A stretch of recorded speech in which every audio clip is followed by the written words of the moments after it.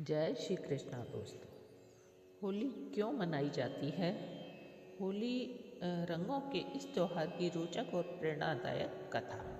होली भारत का एक अत्यंत प्राचीन और उल्लासपूर्वक पर्व है जो हर वर्ष फागुन मास के पूर्णिमा को मनाया जाता है। यह सिर्फ रंगों का त्यौहार ही नहीं बल्कि सत्य की असत्य पर विजय, भक्ति और शक्ति और प्रेम व भाईचारे का प्रतीक है। होली से जुड़ी कई पौराणिक कथाएं प्रचलित हैं, जिनमें सबसे प्रमुख कथा है भगवान विष्णु के परम भक्त प्रहलाद और उसके अत्याचारी पिता हिरण्यकश्यप की। आइए इस अद्भुत कथा को विस्तार से जानते हैं। भक्त प्रहलाद और होलिका। बहुत समय पहले की बात है। एक असुर राजा था हिरण्यकश्यप। यह अत्यंत शक्तिशाली और अहंकारी था। उसने कठोर तपस्या करके ब्रह्मा से वरदान प्राप्त कर लिया था। ना कोई मनुष्य उसे मार सके और ना कोई शत्रु, ना दिन में ना रात में, ना घर में ना अंदर ना बाहर, ना कहीं अस्त्र से ना शस्त्र से। इस वरदान के कारण वह स्वयं को अजेय समझने लगा। उसके मन में इतना घमंड भर गया कि उसने अपने राज्य में यह आदेश दे दिया कि सब लोग उसकी पूजा करें, कोई भी भगवान विष्णु का नाम ना ले। लेकिन उसने अपने पुत्र प्रहलाद ने उसके आदेश को नहीं माना। प्रहलाद बचपन से ही भगवान विष्णु के परम भक्त थे। हर समय नारायण नारायण का जाप करते रहते। यह बात हिरण्यकश्यप को बिल्कुल पसंद नहीं थी। हिरण्यकश्यप ने प्रहलाद को समझाने की बहुत कोशिश की, पर जब वह नहीं माना तो उसने उसे दंड देना शुरू कर दिया।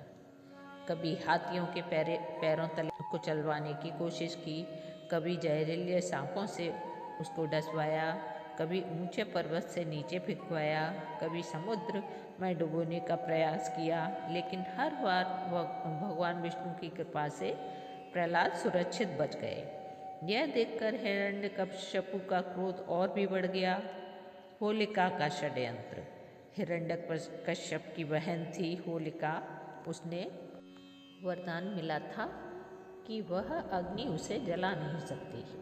हिरण्यकश्यप ने योजना बनाई कि होलिका प्रहलाद की गोद में लेकर अग्नि में बैठ जाए, क्योंकि होलिका को आग में कोई हानि नहीं पहुंचती, इसलिए प्रहलाद जल जाएगा। फाल्गुन पूर्णिमा की रात विशाल चिता जलाई गई। होलिका प्रहलाद को गोद में लेकर आग में बैठ गई, लेकिन हुआ कुछ और ही। होलिका का वरदान केवल तब तक था जब तक वह अकेली अग्नि में प्रवेश करे, लेकिन जैसे ही उसने अपनी गोद में प्रहलाद को लिया, अग्नि में बैठना चाहा, उसका वरदान निष्फल हो गया।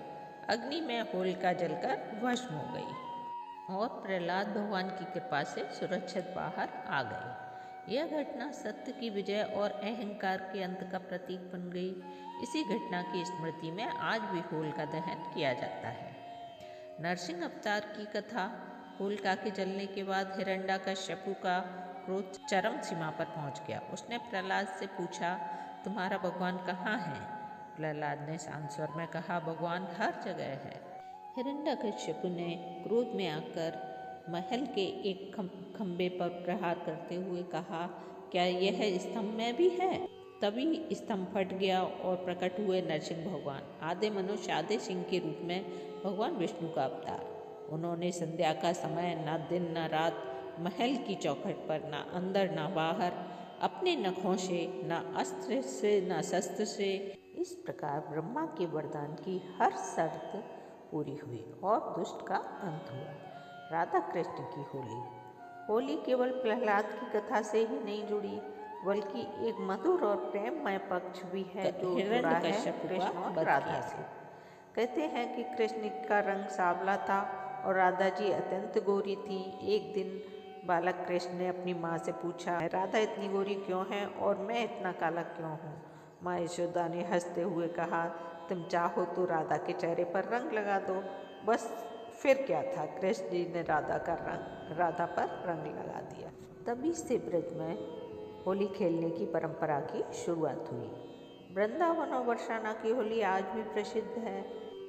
वहाँ की लठमार होली और आकर्षण का केंद्र है। होली का सामाजिक और सांस्कृतिक महत्व। होली केवल धार्मिक पर्व ही नहीं बल्कि इसका सामाजिक महत्व भी बहुत गहरा है। बुराई पर अच्छाई की जीत। होलिका दहन हमें सिखाती है कि अहंकार की अन्याय का अंत निश्चित है। प्रेम और भाईचारा। रंगों के माध्यम से लोग गिले शिकवे भूलकर एक दूसरे को गले लगाते हैं। फसल उत्सव। होली रबी की फसल के पकने का संकेत भी है। किसान नई फसल की खुशी में यह सब पर्व मनाते हैं। प्रकृति का स्वागत। बसंत ऋतु के आगमन का उत्सव है होली।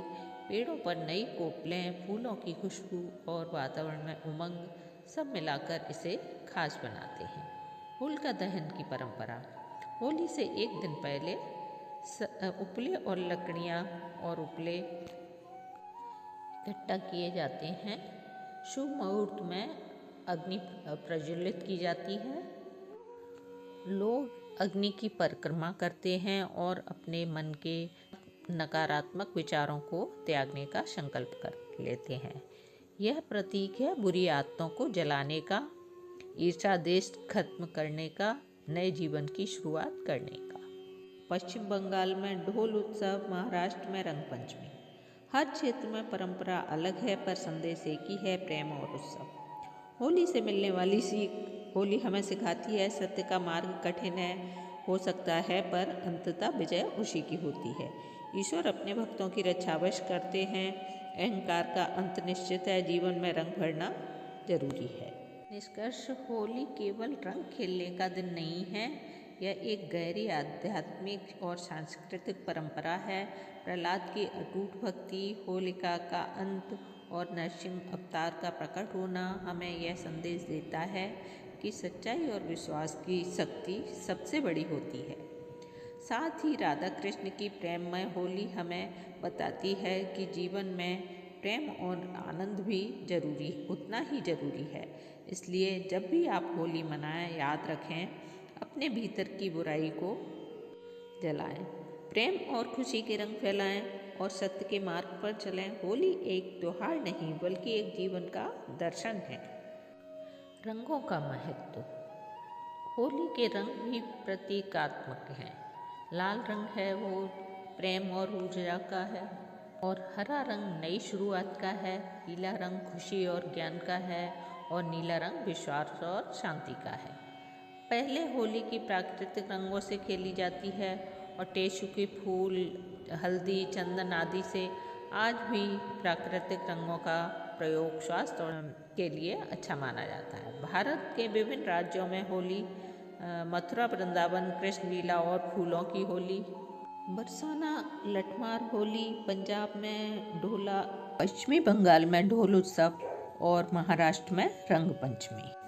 होली हमें सिखाती है कि सत्य का मार्ग कठिन हो सकता है, अंततः विजय उसी की होती है।